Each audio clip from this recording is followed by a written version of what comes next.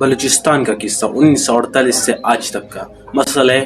بلوچستان پاکستان کا سب سے بڑا صوبہ ہے جو اپنی قدرتی وسائل اور جغرافیائی اہمیت کے لیے مشہور ہے، لیکن اس کی تاریخ اور موجودہ مسائل پیچیدہ ہے جو 1948 میں پاکستان کے قیام کے بعد سے چلے آ رہے ہیں۔ تاریخی پس منظر پر 1948 بلوچستان کی تاریخ قدیم قبائلی نظام اور مقامی سرداروں کی حکمرانی پر مبنی رہی ہے۔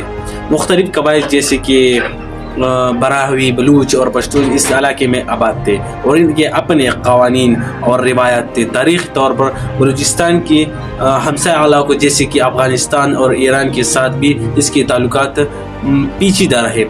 1948 کے بعد پاکستان کے قیام کے بعد بلوچستان کو پاکستان میں ضم کرنے کی کوشش شروع ہوئی۔ سردار احمد یار خان اور محمد علی جناح کے درمیان مذاکرات ہوئے اور بلوچستان کو پاکستان کے وفاق میں شامل کیا گیا۔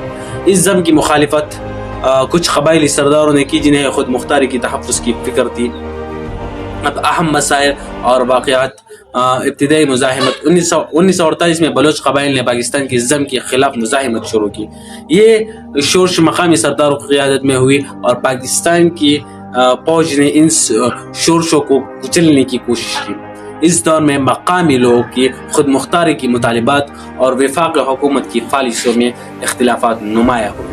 1970 کی دہائی کی شورش اس دور میں بلوچستان میں مزید شورشیں پھوٹی جن کی قیادت بلوچ مزاحمتی گروپوں نے کی۔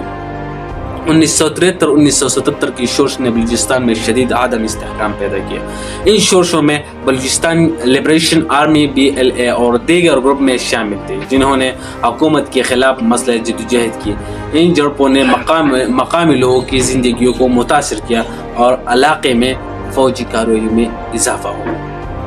اب 1990 کی دہائی اور بعد 1990 کی دہائی کی دوران وفاقی حکومت نے بلوچستان میں خود مختاری اور ترقی کے لیے مختلف اقدامات کی۔ سی پیک، چین پاکستان اقتصادی راہداری جیسی ترقیاتی منصوبے شروع کیے، لیکن مقامی سطح پر ان منصوبوں کی کامیابی پر سوالات اٹھائے گئے۔ بلوچستان میں خود مختاری کے مطالبات اور سیاسی مذاکرات نے علاقے کی سیاسی صورتحال پر اثر ڈالا۔ موجودہ صورتحال اقتصادی اور سماجی حالات اور بلوچستان کی معیشت قدرتی وسائل جیسے کہ گیس، تیل اور معدنیات پر انحصار کرتی ہے، مگر غربت، تعلیمی مسائل اور بنیادی ڈھانچے کی کمی کی صورتحال موجود ہے۔